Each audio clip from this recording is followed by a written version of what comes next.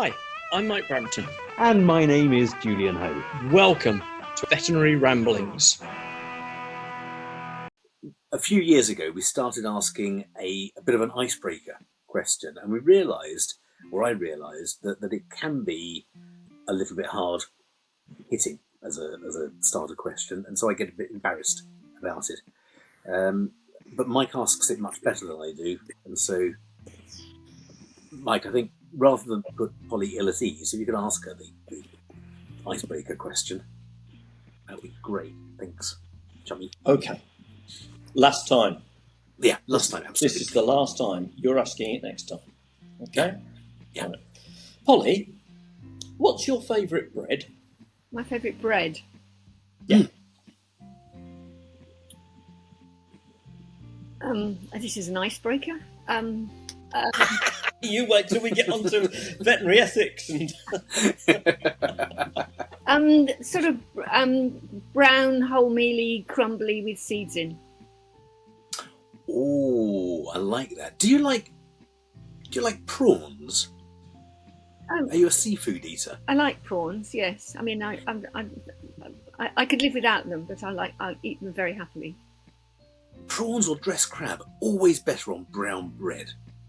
Yeah, I'll go with that. And smoked salmon. Definitely. Oh yeah, absolutely. Mm. Top class. Do you make your own bread, Polly? Sometimes. Right. I make all my own bread, so 2 or 3 loaves a week. I'm suitably impressed. There was a time when we made all our own bread, but I don't know, life got a bit busy. Yeah, I just find it relaxes me, that sort of Zen process of kneading and deciding what recipe to use and things. So now here's a question. Here we go. So if I was to make a loaf of bread, if you were to come round to my house and say, yeah, I fancy a loaf of bread, and I were to make a loaf of bread using a recipe that no one had made before, just because I could, and it didn't work, and I charged you £4,000 for it, would that be worth it? Would you pay the £4,000? No, it wouldn't be worth it. No. I wonder if that leads us into veterinary ethics in any way. See that coming. Mike and I are absolutely enthralled with the book you've co-written. This one. Thank you. Good bit of advertising. Thank you. It's amazing. Yeah, it'll go on the website as well. Yeah. My copy's in my rucksack, so I took it up to London today to have a read on the train. But you wrote 3 chapters in it, I believe. Yes. One chapter was entitled "Just Because We Can, Should Be," or something along those lines. Yeah. So, just because we can doesn't mean we should. I want a T-shirt with that on it, actually. But yeah. So, do you want to tell us what you mean by that? It means exactly what it says. To give that a bit of background, the world has got a lot of very clever technical stuff, and these have been developed relatively recently. And we can now, in lots of fields, but including medicine and veterinary medicine, we can do some pretty clever stuff. But just because we can do that doesn't always mean it's going to be the best thing for the patient concerned. So that's it in simple terms. So, when you say not the best thing for the patient concerned, we've all seen, for example, some very famous vets do amazing orthopaedic things, getting these dogs with no ends to their legs walking again. Surely that's a good thing, isn't it? On the face of it, it looks like a good thing. But when you start looking at the individuals, and sure, there are some videos that I've seen where the dog looks happy and comfortable. But A, there's also some where the dog looks extremely uncomfortable. And B, everybody seems to forget what goes in between the first time it comes into the surgery and gets looked at, and the result, even if it's very successful, the result maybe years later. That animal has gone into the clinic many, many times. It's been anaesthetised, it's been x-rayed, it's been poked, it's been prodded. We are an awful lot better at pain relief than we used to be, but it isn't just about pain. It's about all the... I hate going into just a dentist appointment. And I know that the dentist appointment is liable to give me relief from the toothache or whatever it is.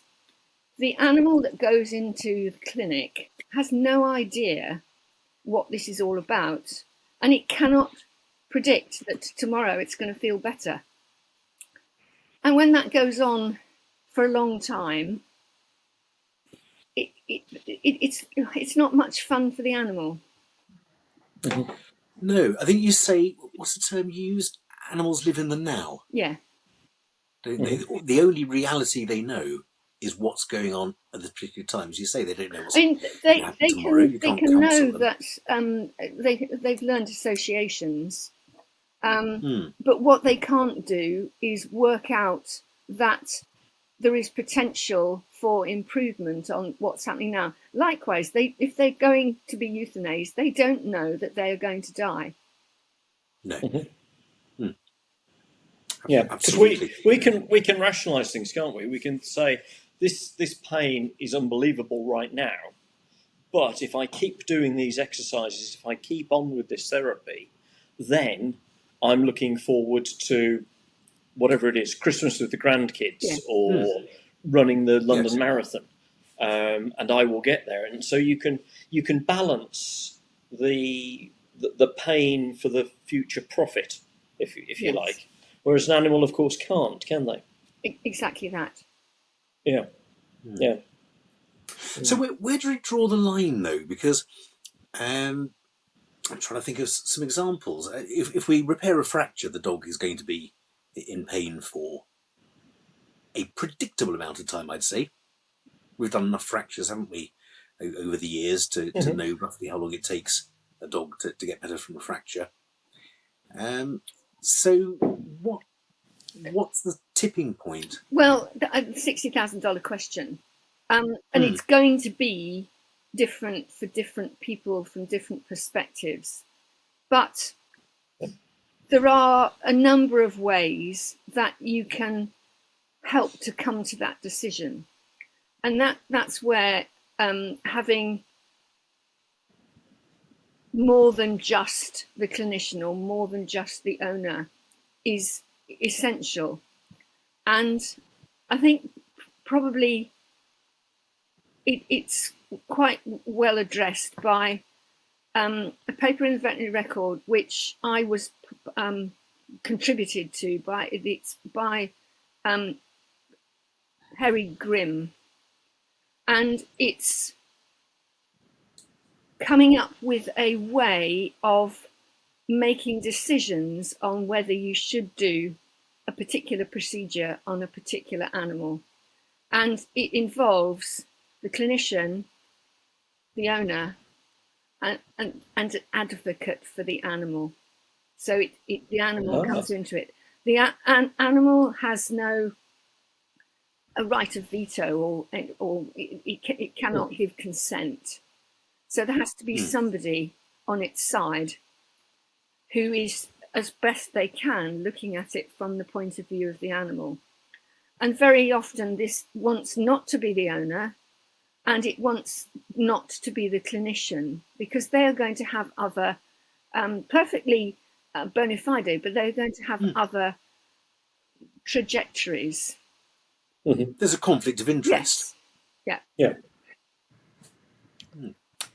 So how would that work practically? Who would be an advocate? Do we? Are you suggesting we hire? No. I think it's got to depend very much on each individual case. I mean, it may be the owner on some occasions. Maybe it's one of the nursing staff. It definitely wants to be somebody who is not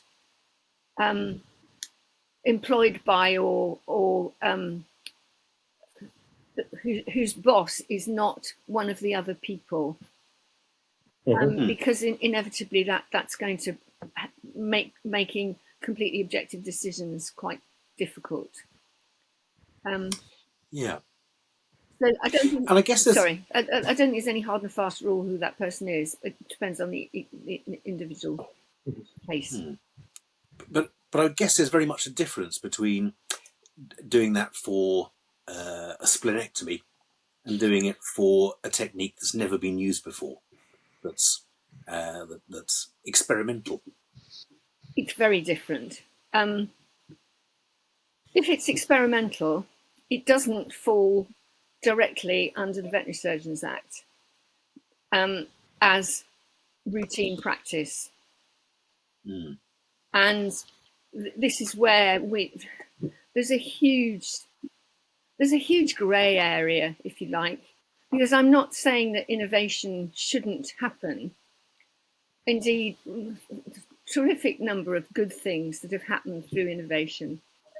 But if it's true innovation and we don't know what the outcome is going to be, it's an experiment. Yeah. And if it's an experiment, it's not routine veterinary practice.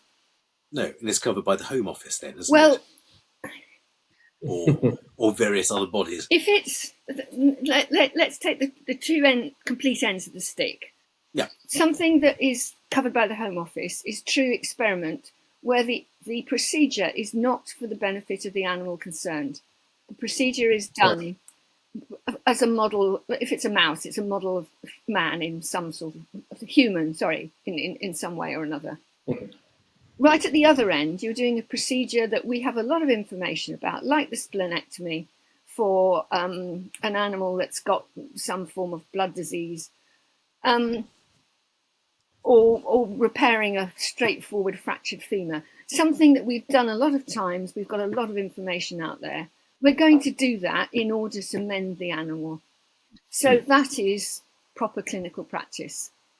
The problem arises in the bits in the middle, where you've got a procedure which you think is going to benefit the animal, but you don't know. And that, at the moment, sort of comes under the Veterinary Surgeons Act. But if you're being picky, as I am, it doesn't, because it's still an experiment. And that's where you need everything done under Animal Scientific ASPA, under the Home Office. All of those will go through, every single project will go through extensive ethical review, and it will have conditions attached to it. It will have stop points for if it's all going wrong. It'll have audit at the end of it. All of that happens anyway. The so-called experiments on the pet animal have none of that. And this is where we're saying that some form of independent ethical review is needed. Now, there are going to be cases where it's an emergency. It's got squashed up under a bus and you need to do something straight away. But it is possible to have some sort of system in the clinic that ideally you fish in somebody from out with the clinic to have an independent view. And having said all that, this is one of the things we learnt from Herrig Grimm. He's from Vienna Vet School, and they have a ethical review committee like this, which they can summon up in the middle of the night to decide, this is particularly for the equine clinic, to decide whether it's right to do that emergency surgery on that horse right now. So it's possible. Wow. It's pretty impressive, that. Yeah. But it sort of means there is no excuse for making you just stand back and thinking, golly, should I really be doing this? Is it going to benefit the animal? And I guess we've leapt in leapt into the experimental side of things, but it goes to every stage, every level of veterinary practice, doesn't it? Because actually we repair a fracture on a 7-year-old Labrador, and that's fine. I don't think anyone has any argument with that. We repair a pathological fracture on a 16-year-old cat with metastatic disease. Clearly that's wrong. But what if the owners really want it? And what if the vet is dead keen to get their diploma with some new cases? And that's where that's where these grey areas become really quite twisted. It's where it becomes much more difficult to make. I mean, that to me is not a grey area. But and No, I'm old no, enough and grumpy enough to say, look, I'm not going to do this. Think of the cat. But I'm old and grumpy, and there's a lot of people who are going to look at this from a very different point of view. And I agree that sort of thing is different. And this is where I sometimes find it very difficult to understand the owner's point of view. This is an animal that they love dearly. But however much you demonstrate, the animal's going to have a horrible time. And in a circumstance like that, it's probably going to have a horrible time until it dies when it's still in the clinic. Yeah. And I can't understand how they can see that that's the best thing for their animal. I think one of the things that's happened is that because we've got our medical treatments have got so much more advanced, it really, the curve has gone up steeply more recently, and the Western world at least seems almost not to accept that death is going to happen. It's the only thing we know that is going to happen, and it's something my husband he's retired now, but he was a Church of England clergyman, and he conducted a lot of funerals. And it's something that he commented on, that people don't accept as willingly that somebody has died or is going to die. And we have this awful expression, passing. You pass somebody in the street, they die. And I think that this comes into it as well. That there's the feeling, well, there is something else we can do, so let's do it. I think that's where, partly at least, where it's coming from. So do you see this as a generational thing then, Polly? Is this where we are? Is this where society is now and moving to, that we don't accept death? Yeah. The simple answer to that is yes. That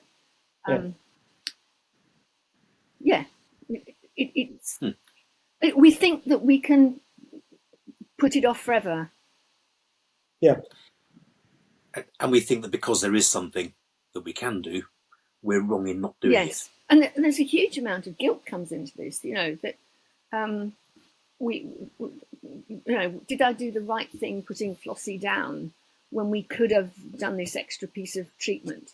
And I'm constantly reassuring my friends and colleagues under those circumstances that yes, you did the right thing for them. And so many one of the things that probably the most useful veterinary sort of practical thing I do is euthanasia for animals of friends, animals that they're not under any particular vet. They've been around for a very long time, so I don't think I'm stepping on any toes. And I will go and do it at the animal's home. And I think everybody that I've done this said, golly, I hope I can go like that. So I think you have to remember that being dead is not a welfare issue. How you become dead may well be, and what comes beforehand. Sorry, turn this off. Yeah, I completely agree. I do a lot of work for cats protection, and perhaps I was going to say sadly, but actually not really sadly. A lot of the work I do involves putting cats to sleep. So I'll be presented with a 15 or 16-year-old cat who has no home, and I will. There's almost always some medical reason, some justification other than the fact that it's 16. Say, well, this is not a cat with a life worth living. Yeah. And the number of times I've had to re-justify that to every single one of the other vets in my practice and all the nurses afterwards. I would have taken it. Yeah. So what? You're going to have 30 cats at the end of the week who aren't well, who are and don't want to not live having with a life other. worth living. Yeah, absolutely. So I completely agree with you. I think euthanasia is not a welfare issue. or being dead isn't a welfare. No, euthanasia. Euthanasia means good death. So euthanasia is not a welfare issue. I completely concur. I was a trustee for a national wildlife rehabilitation charity for a while, and rapidly gained points in the popularity stakes when at a national meeting I suggested that euthanasia was an option. Because everybody wanted to save that hedgehog, and okay, it's only got 2 legs, but it can crawl to the bowl and get its milk. And on that subject, if anyone has any injured deer that they want me to euthanize, I'm more than happy to do that. You want me to grolic it? I'll come to dinner in a couple of weeks after that. Fantastic. Well, you could leave it 4 weeks, Polly, because I'd like to get it hung first and get it nicely matured after I've dealt with the carcass. Yeah, that's absolutely fine. Yeah, because euthanasia is an option, isn't it? Yes. But potentially. Well, is it a generational thing? Are we getting scared of this death thing?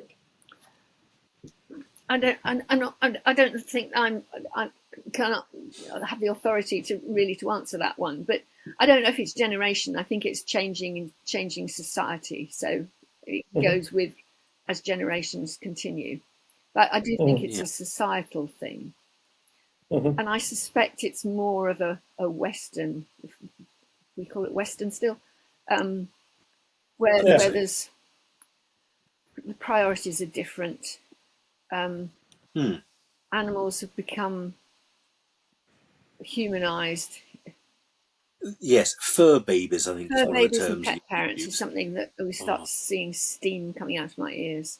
They're not babies. Go away, darling. Don't listen to this bit. Go away. Go away. Go and get on the bed. Yeah. Yes. That's Mike's wife. I would say that anthropomorphism isn't all bad. It was something that Eddie Clutton was talking about recently, and he's done a chapter on anthropomorphism. There are some things where, it's quite useful, particularly in terms of pain relief, because you can actually explain it better to yourself and to the owner or the person who's looking after the animal, that if that broken leg, if you imagine you had that broken leg, you will know that it hurt. So it's likely to hurt like that for the animal. So in that respect, it's actually quite useful because it enables you to identify with at least some of the physical things of the animal. It's when they get treated as little people, it all starts falling apart. We hear of vets getting moral injury because they are prohibited from doing the tests they wanted to do or the procedure they wanted to do, and they go home feeling that they failed. They failed the pet, they failed their profession because they really should have done a CT scan on that dog, but the owners couldn't afford it. And they do honestly feel very, very hurt and bad about it.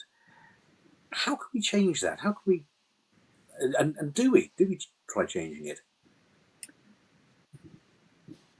I mean, this is one of the real dilemmas. I think, and we've all faced animals that we couldn't treat because of the finances, and if it's something that if you really do nothing, the animal is going to suffer, then you do feel awful that you can't do it. But there are many cases where actually you can do an awful lot for the animal's symptoms, even though it'd be jolly nice to do the CT scan and know precisely what's going on. There's actually quite a lot that you can do. And again, if you start thinking about it from the animal's point of view, it's easier to balance up. Well, we'll treat its symptoms and see how we get on. And if that doesn't work, okay, we do still have the option of euthanasia. we do have the option of somebody coughing up and paying for whatever it is that needs to be done. So it's not a straightforward one. No, but but then, you know, when you make the decision to become a vet, it's not going to be a walk in the park. I get quite cross with people who think it's all going to be easy and plain sailing.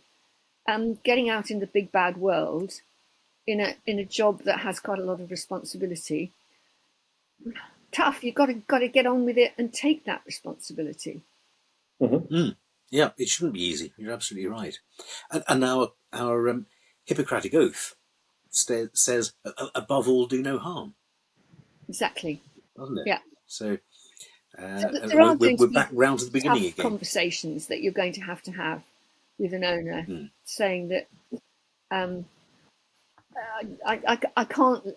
We've got to do something with this animal. And when it's a dog, and particularly a small dog or a cat, and it's got a broken leg, you can still think about cage rest. It can have its cage rest in the home somewhere. Particularly a young cat. It's astonishing how well they can do, and we can manage the pain. Yeah, it's the old adage, isn't it? Put a cat in a cage with its bone, and it'll knit together. Yeah. Well, I was just reminded, perhaps a little bit wrongly, I was reminded of a story that a vet told me. I used to see practice many years ago with a lovely vet who's been dead 30 odd years, and he told me that a client had come in to see him once, an elderly lady, and said, I'm moving to a home tomorrow, and my 17-year-old cat wouldn't make the move. Would you put her to sleep for me? So he did, and he said, shall I take care of her now? And she said, no, I'll take her with me. And she phoned him a couple of days later and said, well, the move went okay, but she's still asleep. Is that... Should that happen? Then followed a very awkward conversation. That was in the 70s, and he had that conversation. I think it would be no less awkward now, but there'd be money involved in changing hands now, wouldn't there? And lawyers. And lawyers. Yes. Lawyers. I think then it was just an awkward conversation, and they both saw the funny side. Yeah, it's all down to communication, isn't it? At the end of the day, a lot of this is how we communicate exactly what is going on. I was wondering, obviously I'm not involved in that regard, but are we making moves at the universities to try and instill some of these morals and ethics into the students when they're going through? Because we certainly set the bar very high on the quality, and we set the bar high on their expectations as to what they will be able to achieve. And anything short of that must hit them quite hard as being a failure. Are we missing something here? I think it's something. I mean, a number of people, when I've had these discussions, have said that when they graduated, that the word ethics and animal welfare barely appeared. So that undoubtedly is getting better. I think, and I can say this, I'm a specialist in my subject, but I think specialism has got a lot to blame, because if you're a specialist, you know everything there is to know about your area. And if you're teaching it, you want to pass on everything that you know about it. And it's definitely a feature of the younger people who've only just become specialists, of wanting to pass that all on. So the student then gets all the potential things that you can do for this particular condition, and sees them as they are all essential. And this is where they feel bad if they can't or don't do some of them.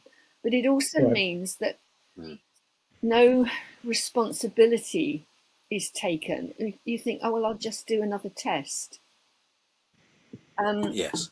And I think because we've got so many super imaging techniques and diagnostic procedures, it's terribly easy to say, well, I'm not quite sure. Well, why don't we just do a CT scan and see what we find?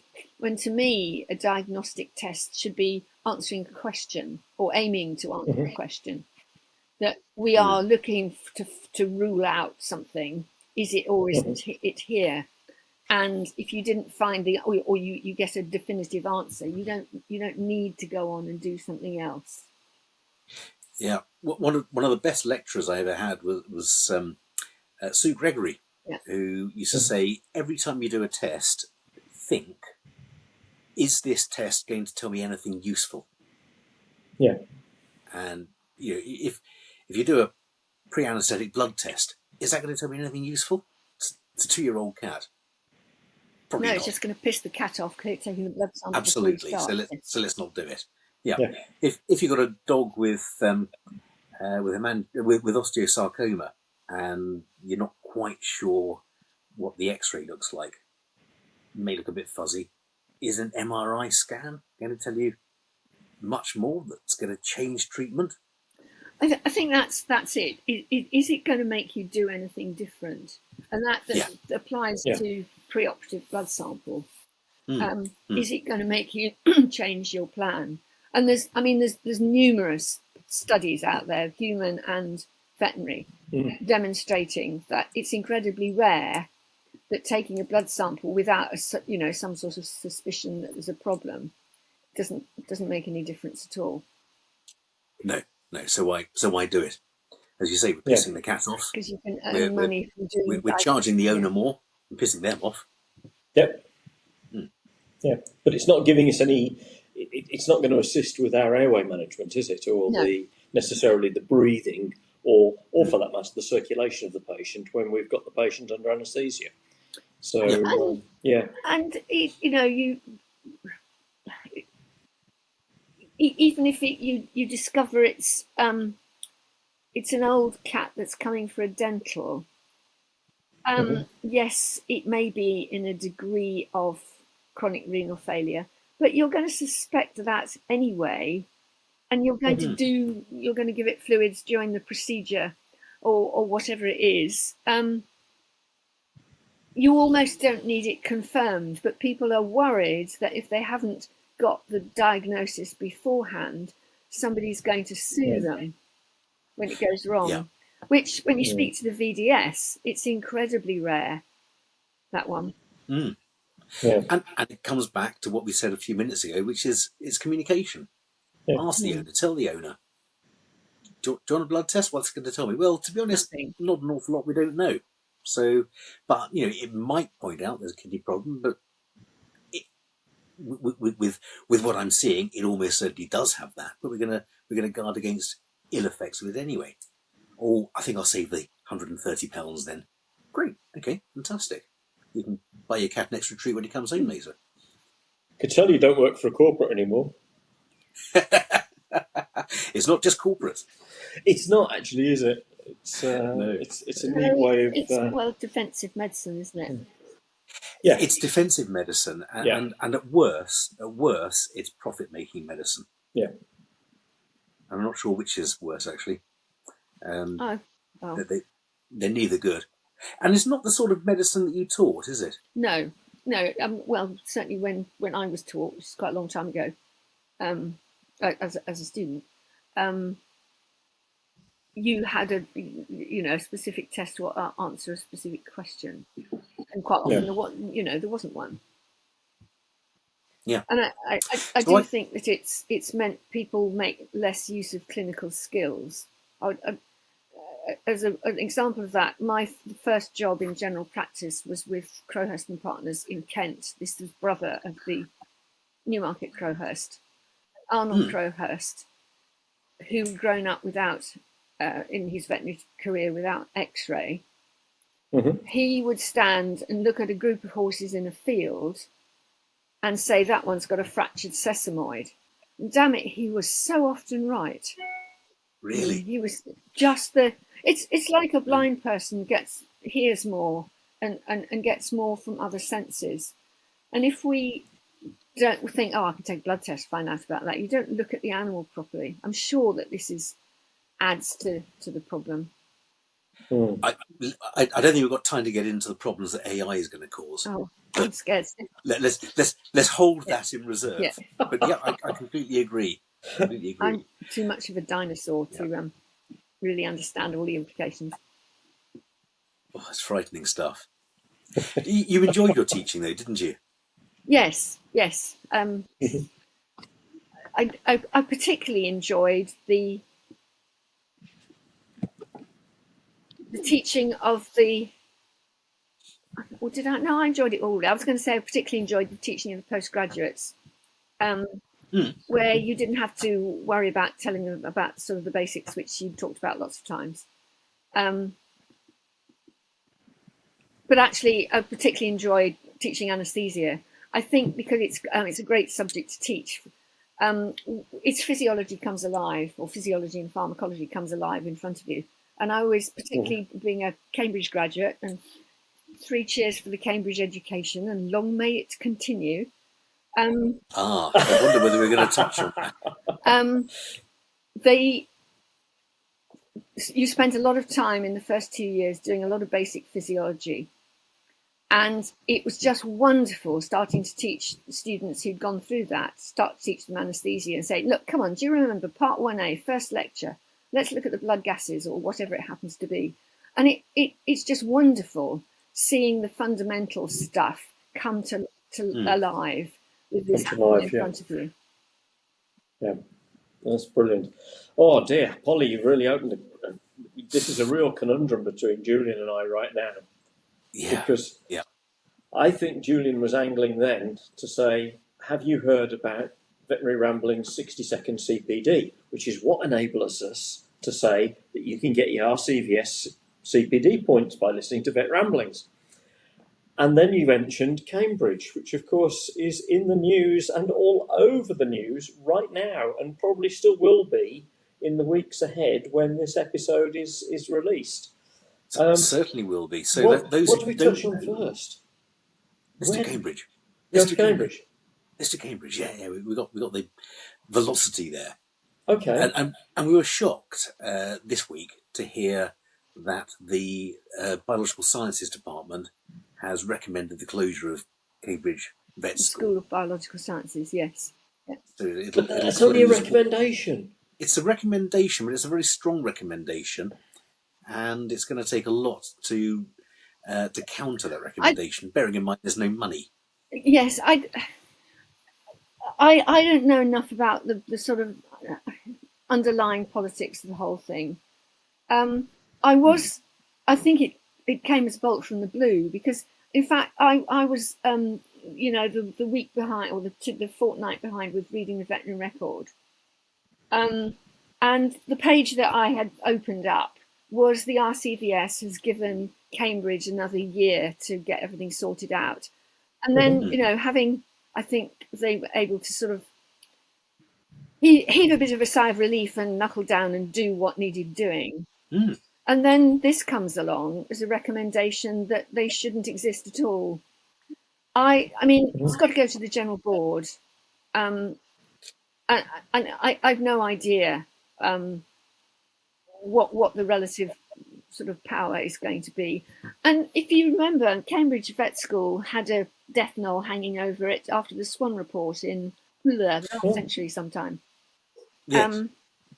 But I do. I mean, I'm going to be biased because I'm a Cambridge graduate, but it taught you to think. It didn't give you a recipe. It taught you to think. And that, to me, when you're dealing with what a veterinarian is dealing with, when you're dealing with lots of different species, and you're dealing with an owner as well as an animal or a carer, you need to be able to think on your feet and work out what the possible course of action has been so far and what you need to do. You can't just do it by ticking boxes. And I'm not saying the other vet schools do it entirely that way, but Cambridge particularly made you think. Yeah, Cambridge particularly did, and I say that as an RVC graduate, and Cambridge is only second to the RVC. It's the second best vet school.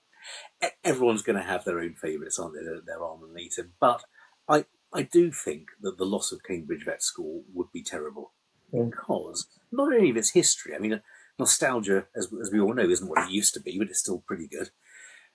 But Cambridge, with its intercalated degree, Exactly that. with its propensity to produce vets who are excellent clinicians and really, really good researchers. If you look at the number of research posts that have been filled by Cambridge grads over the years, I'm pretty sure that it exceeds the other vet schools. It certainly has that reputation. Not only that, but it's one of the red brick universities, one of the few red brick universities that has a vet school. Certainly in this country, I'm talking about England.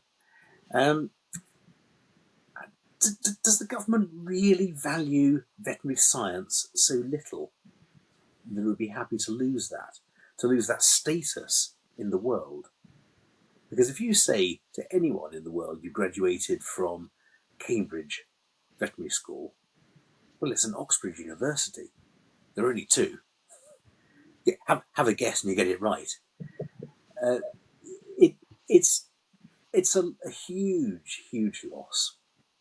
But they don't seem to want to fund that centrally and to make the investment. The really big problem I have, and this is my rant here, that it's indicative of university funding in total. So I live in West Sussex. Sussex University of Sussex is now amalgamating with a local university because they're not making enough money. We hear of other universities that are folding because there's inadequate funding. The majority of vet schools, the newer vet schools, are only surviving because they take in lots of foreign students who pay full whack. But I was teaching at University of Surrey a month back, chatting to a fourth-year veterinary student who is already £100,000 in debt from the course.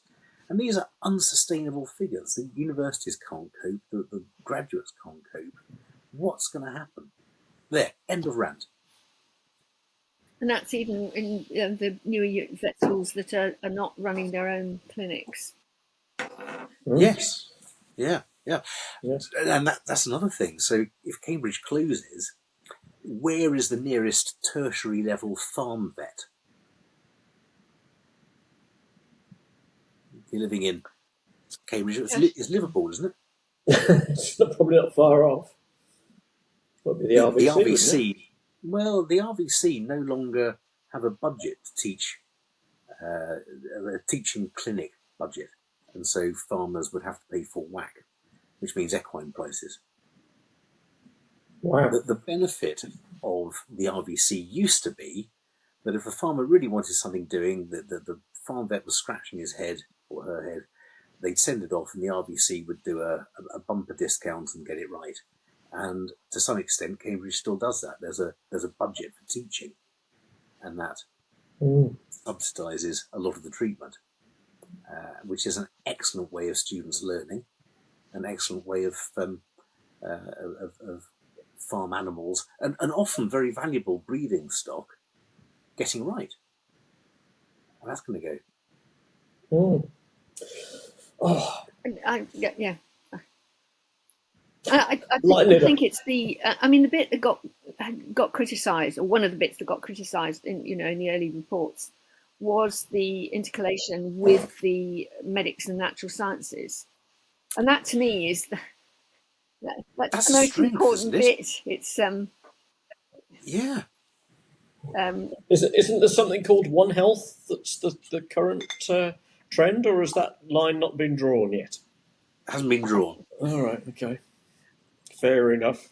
Yeah. Come on. We're not going to sort it, are we? We're not going to sort it, and certainly not on Veterinary Ramblings tonight, I don't think. But what I would really like to do, Polly, have you come across 60-second CPD?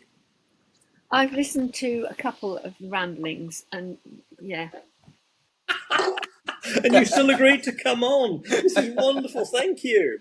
Well, yes, voluntary part. I didn't think you'd leave me alone until I'd done it. So, Bless you. No, absolutely. You know me so well. So, have you got a 60-second CPD for us? yeah, I have thought about it a bit, and I'm going to talk about anaesthesia. Not surprising. Okay. No, quite right. And quite right. it's probably less than 60 seconds. Well, okay. Well, yeah, but I'm expecting a killer point to be made, and whether it takes 30 seconds or 60 seconds, it doesn't really matter. So, what are you going to do? 60 seconds on anaesthesia? Yeah. Okay, I'll cue you in then, Polly. So, Polly Taylor, 60 seconds on anaesthesia starting from now. The best quote to follow is, "There are no safe anaesthetics, only safe anaesthetists."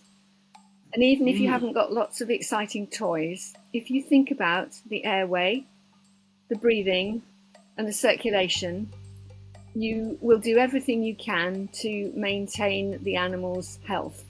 You've got to put into that, you've got to monitor the depth of anaesthesia, but you can do much of that with your eyes and your fingers and your ears. And you've got to think about pain relief, particularly post-operatively. But once again, you don't need to have exotic pieces of equipment. They're very useful. They can refine what you're doing. So the take-home message is airway, breathing, circulation. And that's within 60 seconds. That is perfectly within 60 seconds. That's fantastic. I thought that's what I said earlier on. It is, yeah. When you've learned from a master. Yeah, but you used ChatGPT to learn it, Mike. No, I didn't. I learned that 40 odd years ago, if you don't mind. God. I have Airway breathing David circulation. Broadbelt to thank for crystallising that.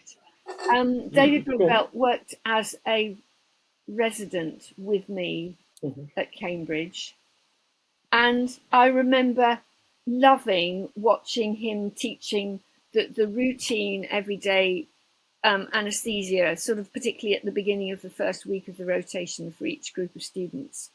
And he would go through that several times during the course of induction. And I always say to anybody that I'm teaching or helping with anaesthesia, if you're in panic mode and you don't know what's going on, stop and think: airway, breathing, circulation. So at least you know it's alive. And then you can think about stopping it waving its legs about. And if it's not breathing, you breathe for it. You know, and it doesn't matter how you make the airway. It doesn't have to be an endotracheal tube. As long as it's an airway, that's the bit that matters. You know, at the sort of panic level. We had a great anaesthesia lecturer at the RVC. To my embarrassment, I've momentarily forgotten her name. Clark. But What, Kathy? Kathy Clark. Of Of course, it was Kathy Clark. How can I forget Kathy's name? I've learnt so much from Kathy. So we'd learn all the stages, 1, 2A, 2B, etc., and other permutations of those. And she said there are 3 levels.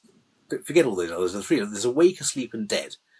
And your point is to keep it to the first 2. That we have acknowledge John Hoad for that one as well. Yeah. Stage anesthesia in the budgerigar was a lecture that he gave at the BSAVA Congress a good many years ago. I like John Hoad. Awake, Asleep and Dead came in that one. Yeah. Okay. So, if you were to anaesthetise, I don't know, thinking of some animal at random, a giraffe, would you? I mean, again, you go awake, asleep, dead. Do you have any experience of anaesthetising giraffes? You knew that, the answer to that. No, I did not. I have anaesthetised a few giraffe in my time, yes. So is the ET tube 13 foot long? In fact, the whole airway thing, because of its long neck, is a terrible disappointment to everybody. The trachea is actually not very wide. So in fact, there isn't a huge amount of extra dead space, and you've only got to get the Right. endotracheal tube cuff beyond the larynx, and that, okay, it's further than on a horse. Yeah. But it Yeah. isn't terribly dramatic. No, the thing about a giraffe is its mechanics. It's getting it down without damaging things and getting it up again without damaging things. It's got a very heavy head along on the end of a ridiculous neck. It's got the same number of vertebrae. Yeah. Each vertebrae is hugely long, and if it's bending its neck at all, it huge amount of leverage and pressure on the spinal cord. And then it's got this huge talk. ridiculously long legs and a not very huge body. So the chances of bending something or breaking something is quite high. So it's the mechanics that are the exciting bit. And there's a story, I think, for another day. I want to give you a certificate for you. You can't, no, Julian, you But can't do that. I can't. No. A CPD certificate. I No. can't do it just yet because we haven't quite fulfilled the RCVS requirements for CPD. You need, I'm afraid, to ask a reflective question. So in your one CPD, there needs to be a reflective question. Now, and this is the problem, isn't it? Any 24-year-old qualifying now will have 40 or so reflective questions, but people of our generation and Of our vintage. our vintage, we don't think of reflection because it's all going on in here, isn't it? We know what we did wrong, we know what we did right, we know what we need to know, but we didn't vocalise it. But for the RCVS point of view, you have to ask a reflective question, and it could be something as easy as: do we always think of airway, breathing and circulation, or do we rely more on instrumentation than we should? Okay. No, but it's not for you to ask the question, it's for Polly to ask the question. I'm suggesting, is it something? So who is the question being asked to? Well, if it's your CPD, you've got to ask it of yourself. Oh, so I'm If asking it's- myself, am I right in thinking that airway, breathing, circulation is the be-all and the end-all? Okay. And the answer to that is sort of mostly yes, but I'm sure there are circumstances in which that doesn't apply. It's sort of... Really? I can't think of any. I think probably it goes back to that was my CPD, that there are going to be other things that come on top of it quite quickly, like the pain relief and like the mechanics for the giraffe. But whatever happens to the mechanics of the giraffe, it's got a blocked airway. It's not going to do anyway. It's not going to do it, no? No, that's right. You can sort out a fractured leg later, but you can't sort out death later. Yeah, I'm not. Okay, that's good enough for me. So I think now, much fun, but yes, I take your point. Yes. I think now we can give you a certificate. Now, you truly are a legend in the. Yeah, in the you are, world. Polly. You are. Take it. It's well meant and true. Your contribution to the veterinary field is absolutely massive. And for that, I am calling you a polymath. You may think, well, it's just one subject, but actually it's so much of one subject. So there we go. It's certificate of being a polymath. And there are mathematical equations to reinforce that. Have you got Boyle's law there? No, because I couldn't figure out how to write it on Word.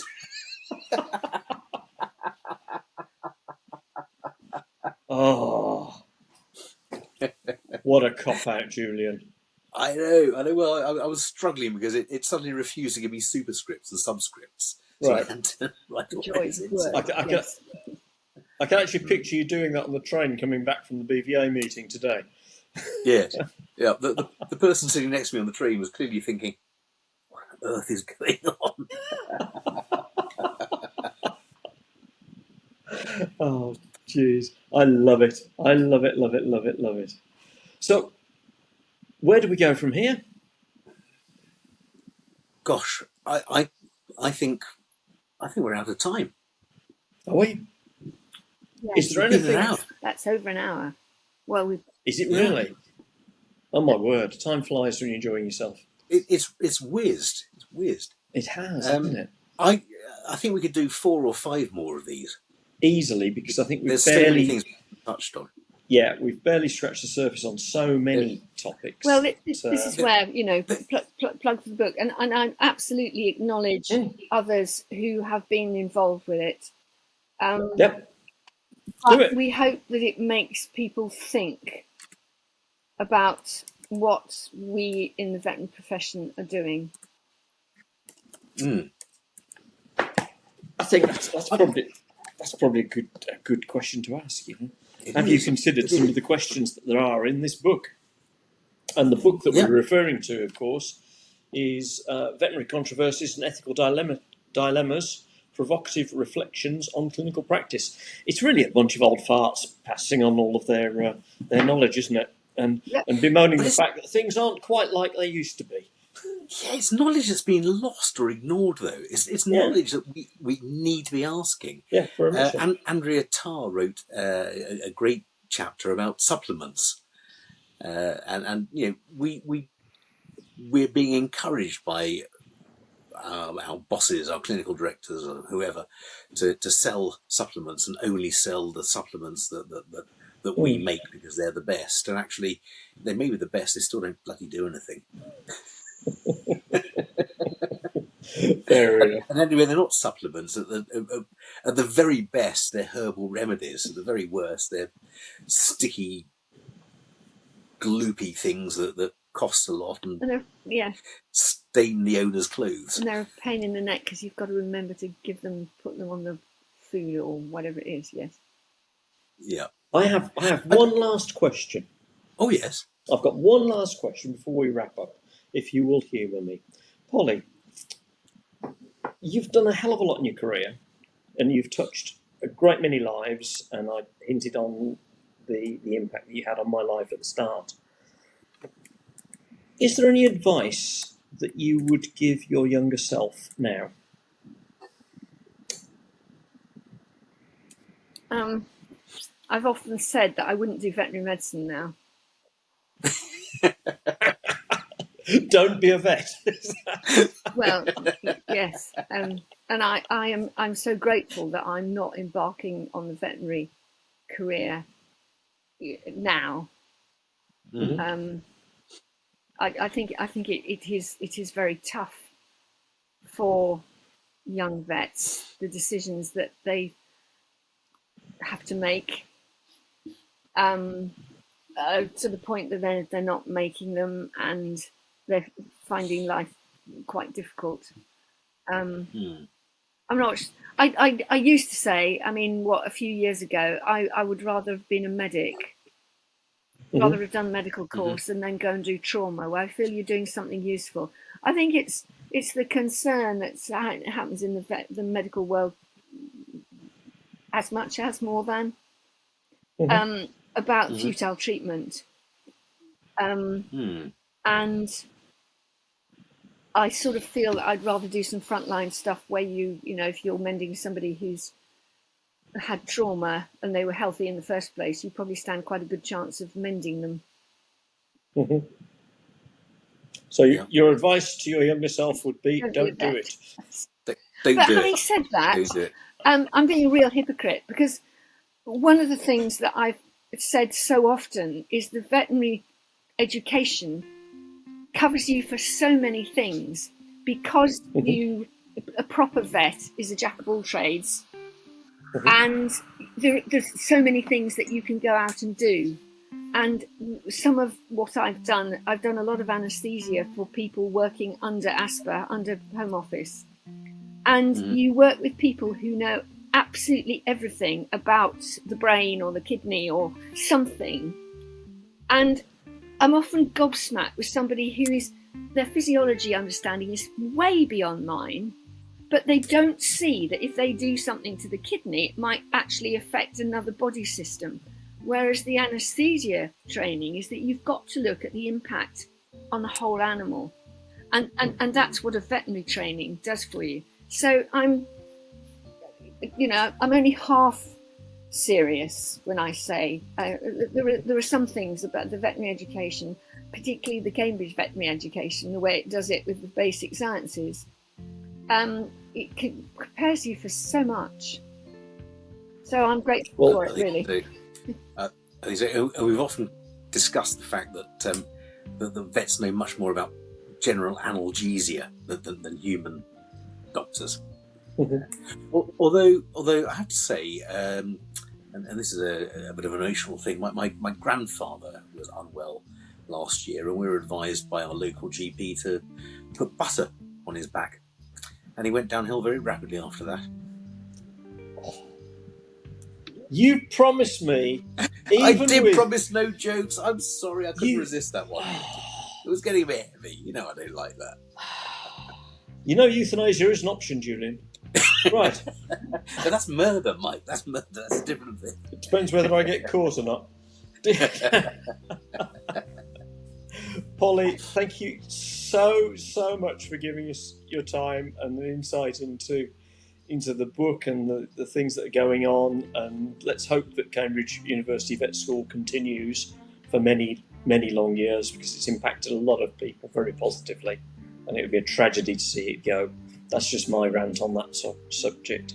But on behalf of everybody from Veterinary Ramblings, thank you very much indeed. And to our listeners and viewers, if you've enjoyed what you've heard from Polly and you want more, or it's raised some questions that you want us to ask, then please get in touch, drop us a line. Please don't forget to like, share and follow, because it really does make a difference. And on to the next one. Polly Taylor, thank you very much indeed. May your dog go with you. May your dog go with you.